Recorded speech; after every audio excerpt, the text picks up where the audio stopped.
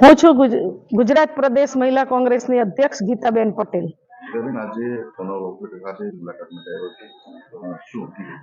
આજે અહીંયા હું છેલ્લા 5 દિવસથી સૌરાષ્ટ્રના પ્રવાસે નીકળી હતી અને મહિલા સંગઠનની આવનારી ચૂંટણી અને નશાબંધીના પ્રોગ્રામને લઈને આખો મારો પ્રવાસ છેલ્લા 5 દિવસથી ચાલી રહ્યો છે.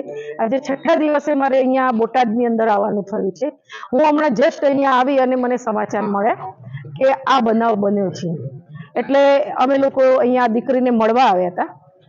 આજે મારે મીડિયા સમક્ષ ગુજરાત સરકારને કહેવું છે કે તમે લોકો નારી સુરક્ષાની વાતો કરો છો, બેટી બચાવોની વાતો કરો છો, બેટીને પઢાવવાની વાતો કરો છો, મહિલાઓના રક્ષણની વાતો કરો છો, એમના વિકાસની વાતો કરો છો. ક્યાં છે આ બધું?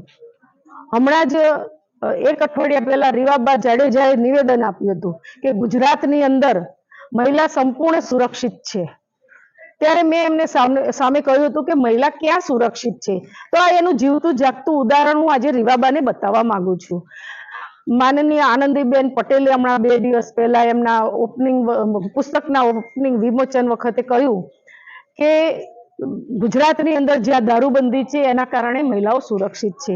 પણ મારે આદરણીય આનંદીબેનને પણ કહેવું છે કે બેન, અહીંયા ગુજરાતની અંદર દિવસે ને દિવસે બળાત્કારના કિસ્સા, રેપકાંડના કિસ્સા ખૂબ વધી રહ્યા છે.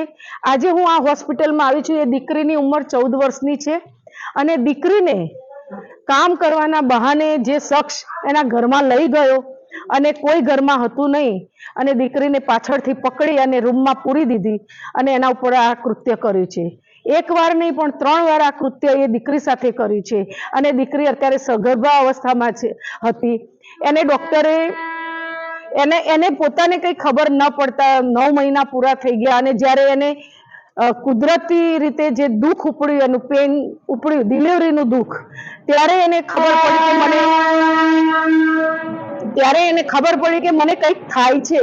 અને મા બાપ જ્યારે હોસ્પિટલમાં લાવ્યા તો ચોંકી ગયા અને રડવા લાગ્યા કે આ શું થઈ ગયું? દીકરી સગર્ભા હતી અને 9 મહિના થવા આવ્યા હતા અને દીકરીને અહીંયા શુક્રવારે રાત્રે અહીંયા લાવ્યા છે.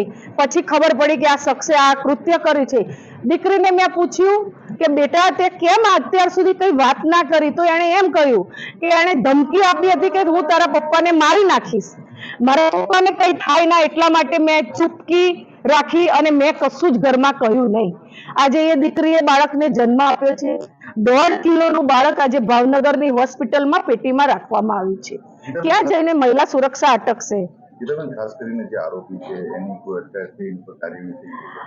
દીકરીને મેં પૂછ્યું, અત્યારે એના વાલી અહીંયા ઉપસ્થિત નથી. વાલી પેલા બાળકને લઈને ભાવનગર ગયેલા છે અને અત્યારે હાલ દીકરી છે. દીકરીની બાજુમાં બહુ આધેડ વયના એમના પડોશી એના પાસે બેઠા છે.